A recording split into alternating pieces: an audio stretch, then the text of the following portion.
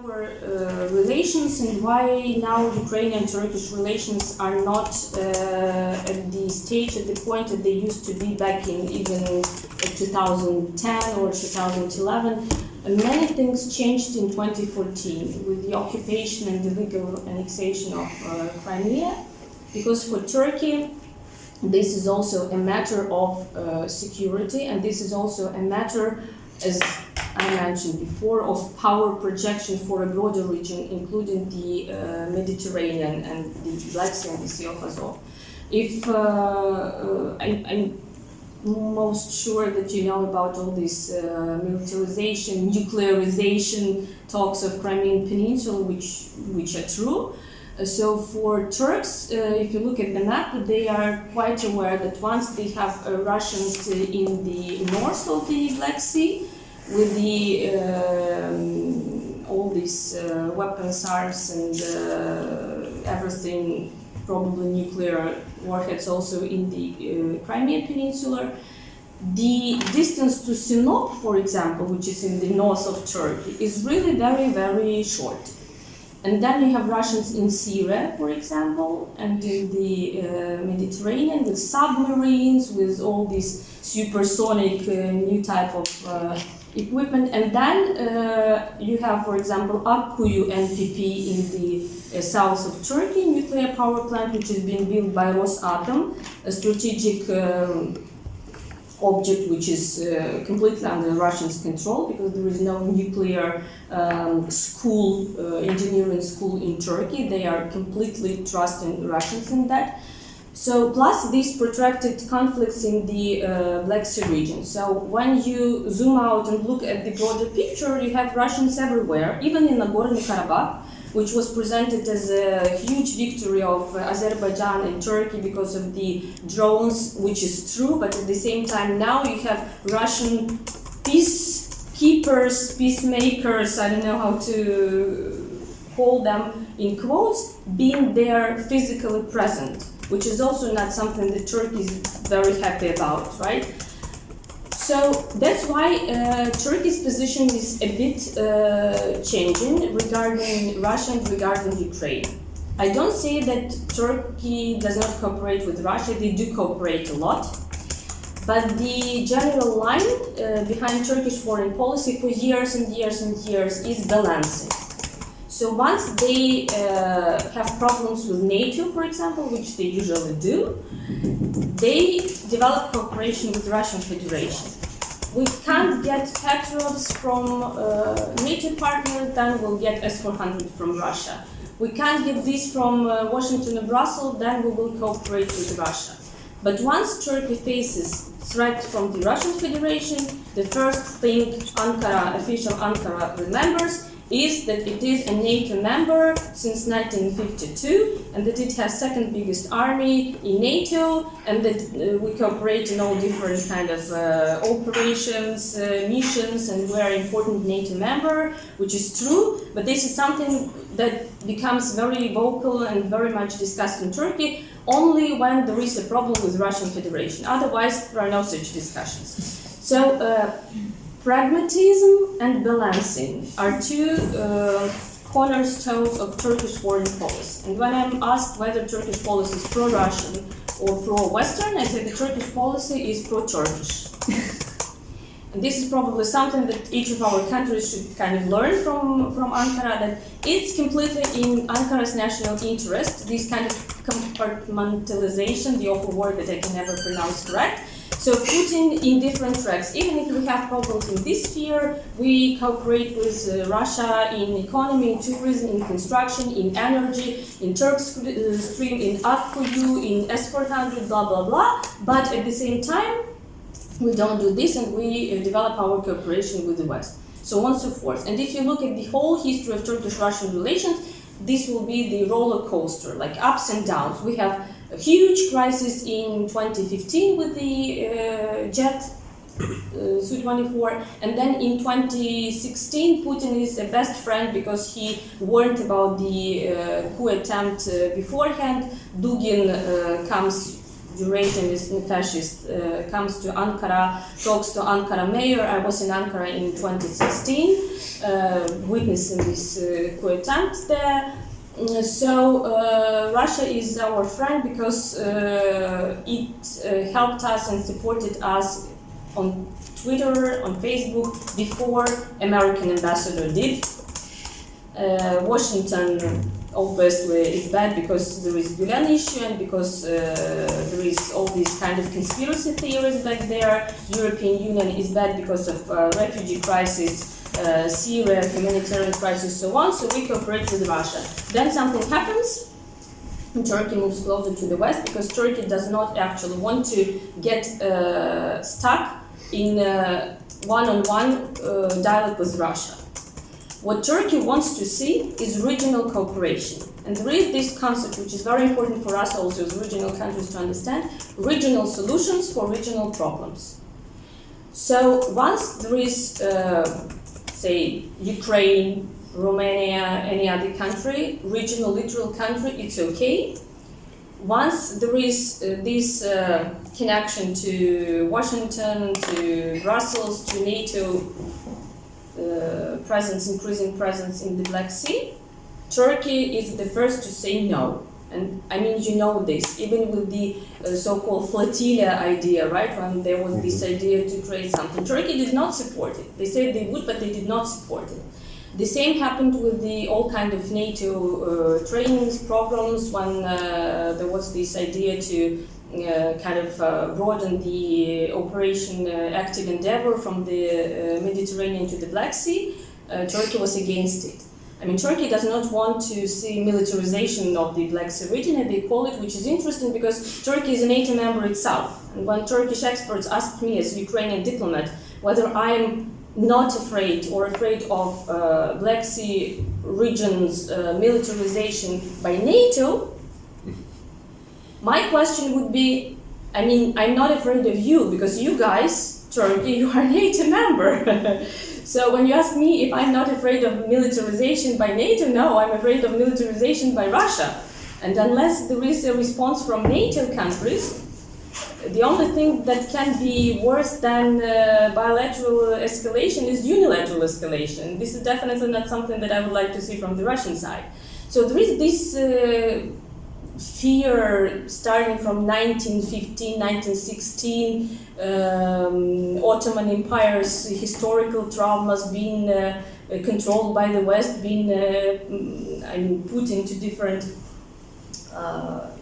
partially, right, put into different land stripes by the Western countries, like Greece controlling one part and then France and Italy control another part and so on. So there is a fear of NATO's increasing presence in the Black Sea. That's why Turkey would be against it. But once we speak about some kind of regional trainings, drills, formats of cooperation, patrolling of the Western, Northern Black Sea, for example, here Turks are much easier to deal with because they do not see threat for themselves in this, and this gets support from the Turkish population as well.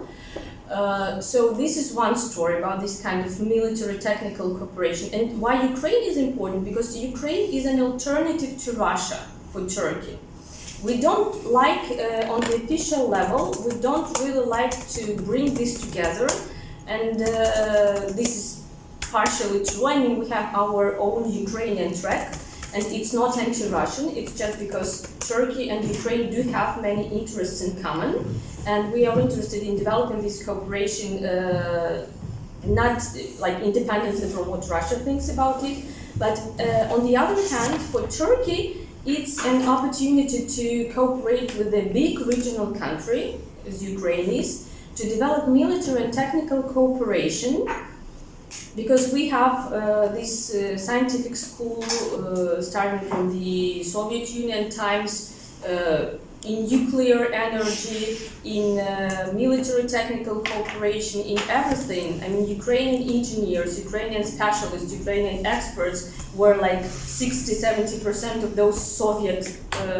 experts which are now being presented as Russians. No, there were Kazakhs, there were Moldovans, there were Ukrainians, there were Russians, and we have this scientific background which Turks need. On the other hand, Turkey has financial capacity to do this, technical capacity, production capacity to do this. So once we combine this, we really can create very interesting products in the military technical sphere, including combat drones. And this is a nice option for Ukraine, and this is also a nice option for Turkey, because now you know how the situation with the Western partners developed in Turkey's relations, right? There are sanctions, CATSA, other issues, so they are not at their highest level now.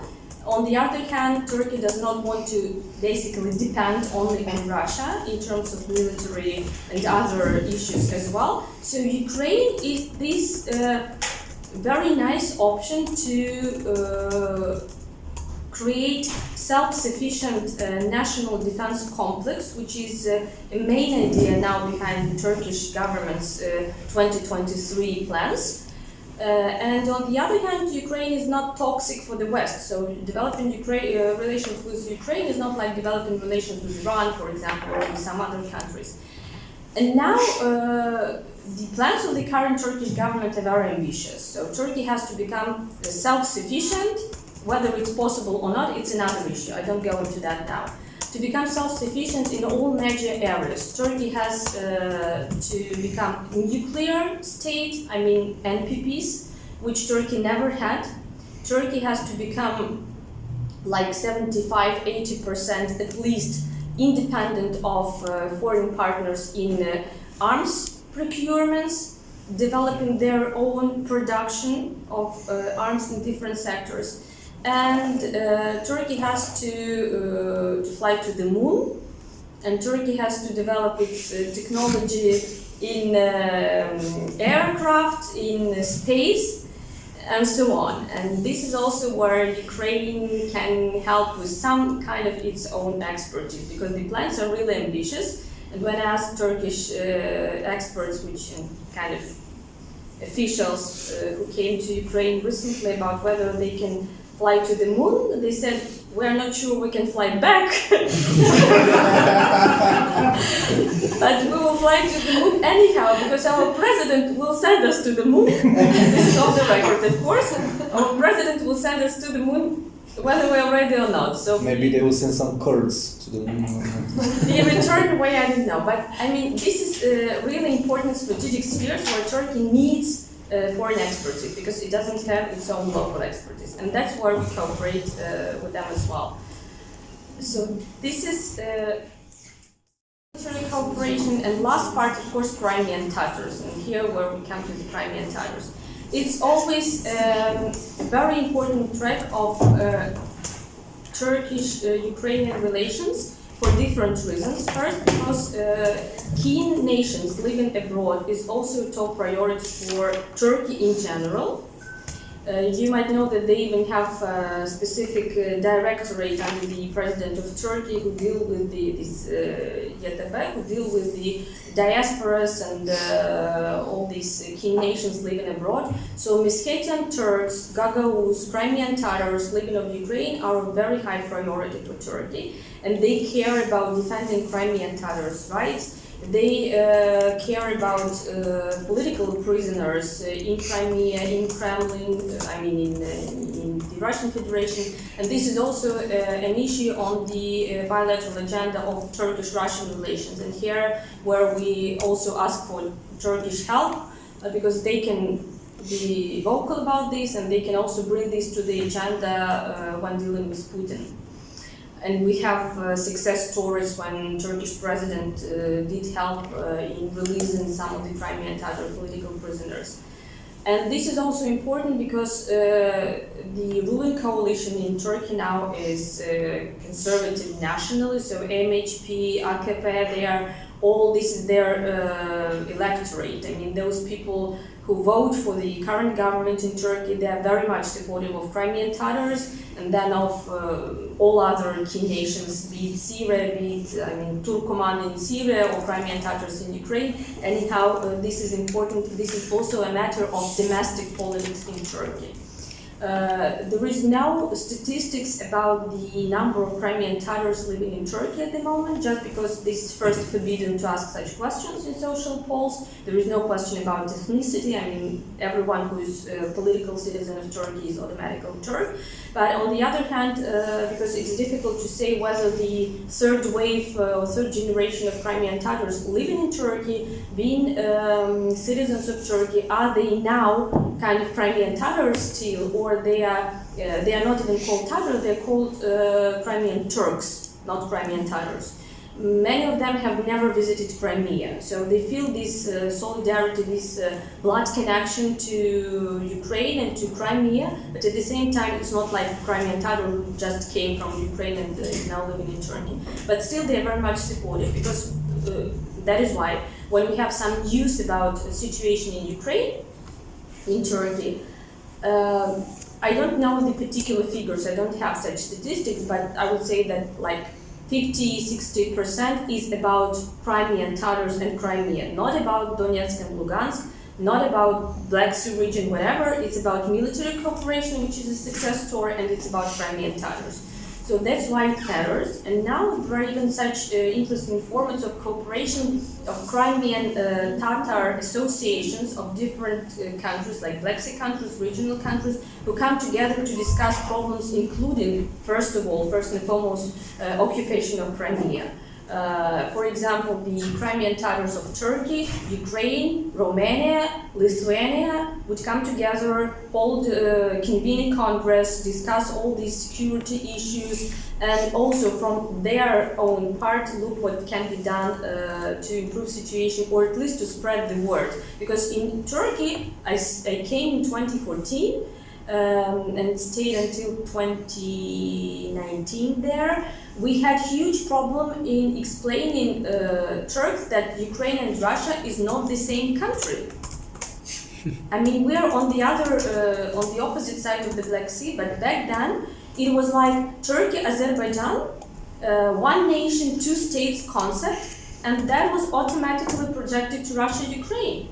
And our Ukrainians living in Turkey would explain that no, we speak Ukrainian language. Really, is there a language called Ukrainian? I mean, is it not the same as Russian? We are not, I mean, Ukraine is not Russia. We are not now part of the Soviet Union. We're a sovereign state. And that was like in 2015 even, we had to explain those things. And of course, Tatars or Turks living there helped us a lot in countering Russian disinformation, spreading the word about what is really going on in Crimea, sending some kind of unofficial delegations like in 2015 out of lawyers, experts, security experts to Crimea from Turkey just to see what is going on there. So this is where we cooperate as well, because again, this is here Turkey's pragmatic approach. That's what it needs. On the one hand, it's something interesting and important for Turkey because of Crimean Tatars living in Crimea, but it's also because of all these geopolitical and security considerations with the Crimea being militarized and occupied by Russia. And I think I will stop here just because we're running out.